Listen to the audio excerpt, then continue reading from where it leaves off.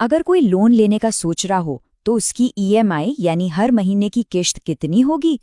चलिए आज एक्सेल के एक बहुत ही पावरफुल फंक्शन पीएमटी की मदद से इसका जवाब निकालना सीखते हैं, वो भी बस कुछ ही मिनटों में। ये एक ऐसा सवाल है जो कोई भी लोन लेने से पहले सबके दिमाग में आता है। और अच्छी बात यह है कि इसका जवाब किसी मुश्किल कैलकुलेटर में नहीं बल्कि सीधे हमारे एक्सेल में ही छिपा है। और वो जवाब है एक्सेल का पीएमटी फंक्शन। ये एक ऐसा फाइनेंशियल टूल है जो लोन की किश्तों से जुड़ी सारी उलझन को सुलझा देता है, फिर चाहे वो किसी भी तरह का लोन हो।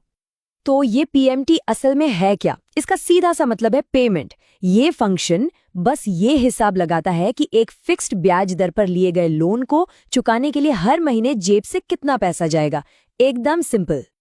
तो चलिए अब इस फंक्शन को इस्तेमाल करने के लिए जो भी जानकारी चाहिए उसे एक्सेल में डालते हैं। हमें बस 3 चीजों की जरूरत पड़ने वाली है। इसे एक उदाहरण से समझते हैं।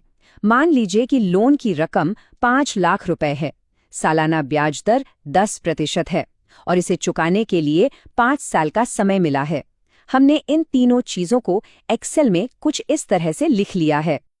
ओके, अब आता है वो सबसे जरूरी कदम जहां ज्यादातर लोग गलती कर बैठते हैं। ये एक छोटा सा बदलाव है, लेकिन इसके बिना हमारी ईएमआई की पूरी कैलकुलेशन ही गलत हो जाएगी।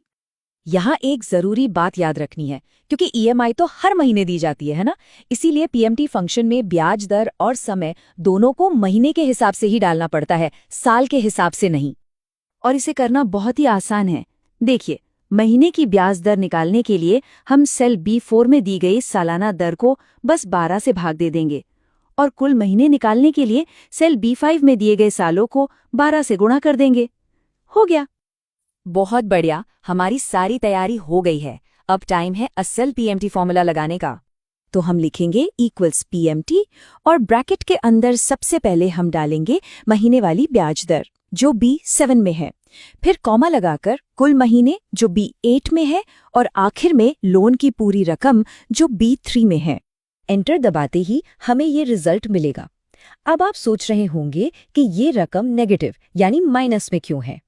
ऐसा इसलिए है क्योंकि एक्सेल इसे एक आउटगोइंग पेमेंट मानता है, मतलब पैसा जेब से बाहर जा रहा है। लेकिन घबराने की कोई बात नहीं है। इस नेगेटिव नंबर को पॉजिटिव में बदलना तो चुटकियों का काम है और इसके बाद ही हमें अपनी असली ईएमआई मिलेगी। देखिए, हमें बस अपने फॉर्मूले में एक बहुत छोटा सा बदलाव करना है। जो लोन अमाउंट वाला सेल है यानी B3, उसके ठीक आगे एक माइनस का निशान लगा देना है। बस इतना ही। इससे हमारी ईएमआई पॉजिटिव हो जाएगी। और बस ये आ गई हमारी फाइनल ईएमआई। यही वो रकम है जो हर महीने चुकानी होगी। अब हिसाब बिल्कुल साफ है। और इस तरीके की सबसे अच्छी बात यह है कि ये सिर्फ किसी एक तरह के लोन के लिए नहीं है। इसी मेथड का इस्तेमाल करके किसी भी लोन की ईएमआई निकाली जा सकती है, चाहे वो होम लोन हो, कार लोन हो या फिर कोई पर्सनल लोन।